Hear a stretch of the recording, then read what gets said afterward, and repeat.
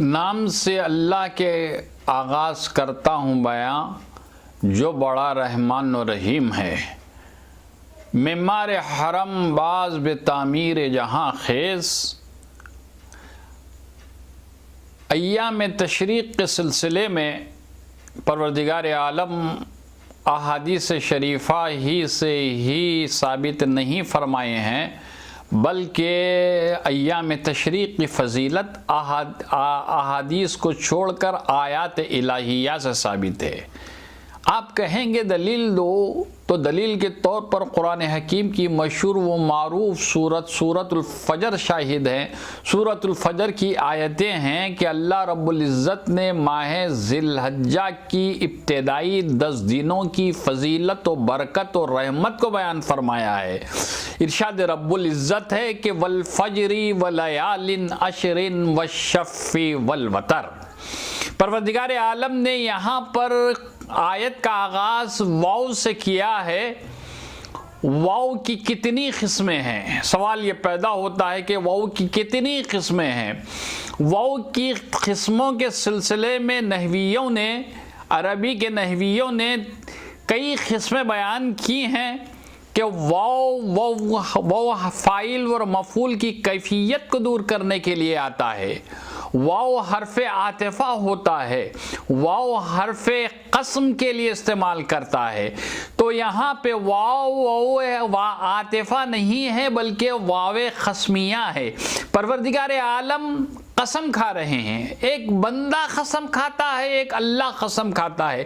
اللہ جس آیت میں قسم کھاتے ہیں تو اس آیت کی فضیلت دو بالا ہو جاتی ہے۔ چنانچہ ارشاد گرامی ہے کہ والفجر ولیال عشر، قسم ہے فجر کی، لیل کی جمع ہے، عشر کہتے ہیں 10 دن کو۔ یہ ایام تشریق کی 10 دنوں کی فضیلت آیات الہیہ ثابت کر رہی ہیں۔ والشفع سے مراد عرفے کا دن ہے، والوتر سے مراد یوم النحر ہے۔ یہ بات میں اپنی طرف سے کہہ نہیں رہا ہوں بلکہ صاحب تفسیر کثیر نے بیان فرمایا ہے۔ 10 دنوں کی فضیلت احادیث شریفہ ہی سے ثابت نہیں ہے بلکہ آیات الہیہ سے ثابت ہے۔ ایام تشریق آ رہے ہیں، ایام تشریق کہتے کس کو ہیں؟ سوال یہ پیدا ہوتا ہے کہ ایام تشریق کہتے کس کو ہیں؟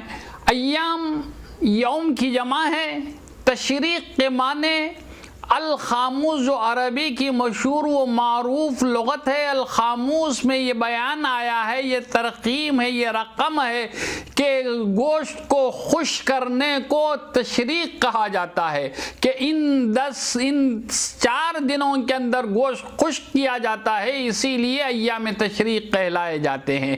ایام تشریق کے سلسلے کے اندر فقہائے کرام نے اس کی تعریف یہ کی کہ 9 ذی الحجہ سے لے کر 13 ذی الحجہ کی عصر تک ہر فرض نماز کے بعد ہر مصلی پر، امام پر یہ واجب ہے کہ اللہ اکبر لا الہ الا اللہ، اللہ اکبر وللہ الحمد کہنا ہے۔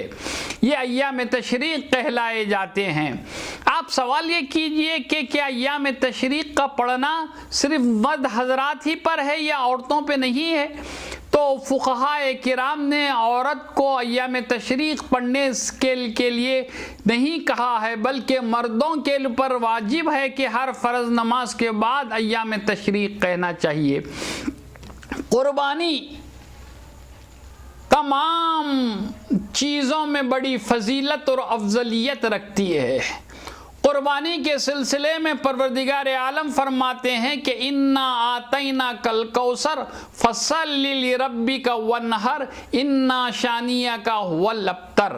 پروردگار عالم سورہ کوثر میں نماز اور قربانی کی طرف توجہ دلا رہے ہیں، بلکہ یہ سورہ کوثر ہی میں نہیں بلکہ سورہ فجر میں پروردگار عالم ارشاد فرما رہے ہیں کہ والفجر ولیال عشر والشفع والوتر۔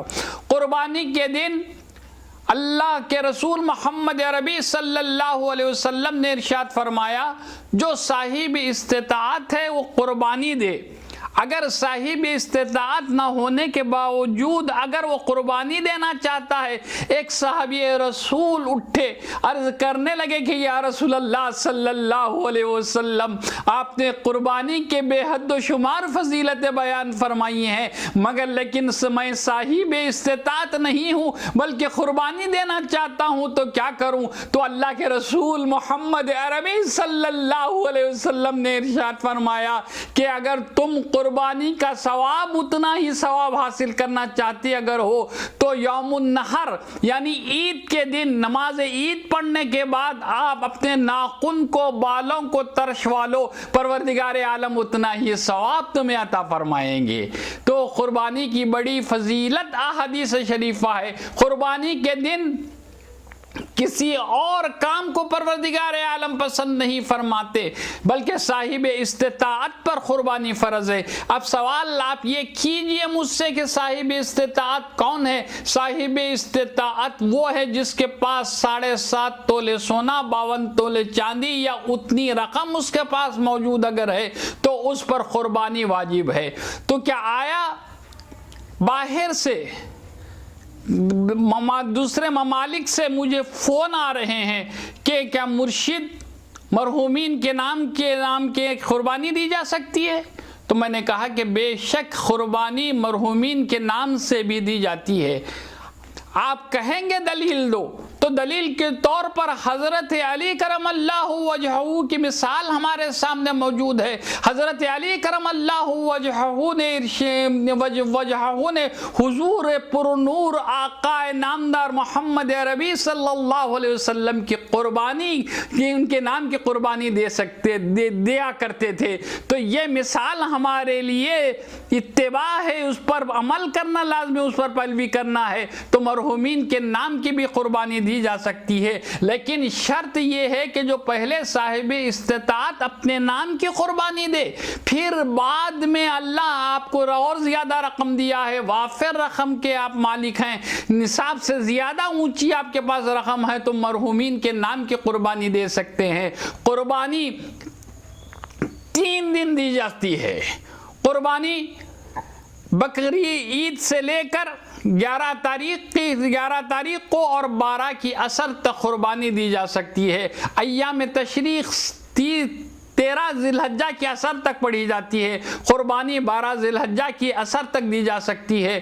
تو قربانی جب دیتے اگر ہیں تو حال و ماحول یہ ہونا چاہیے کہ حالات حاضرہ کے پیش نظر رکھتے ہوئے میں یہ بات عرض کرنا چاہتا ہوں، جو حضرات قربانی دینا چاہتے ہیں صفائی اور ستھرائی کا خیال رکھنا چاہیے، پڑوسیوں کو اذیت نہیں دینا چاہیے، ان سے حسن سلوک سے ساتھ پیش آنا چاہیے. میری یہ اپیل ہے کہ جو لوگ قربانی دینا چاہتے ہیں سڑکوں پر اور دیگر مقامات پر جہاں پہ کھلے میدان ہیں ان میدانوں میں نہیں بلکہ ان کے جہاں قربانی کے جانور کاٹے جاتے ہیں وہاں پہ دینا چاہیے. دوسروں کا خیال رکھنا چاہیے، پڑوس کا خیال رکھنا چاہیے.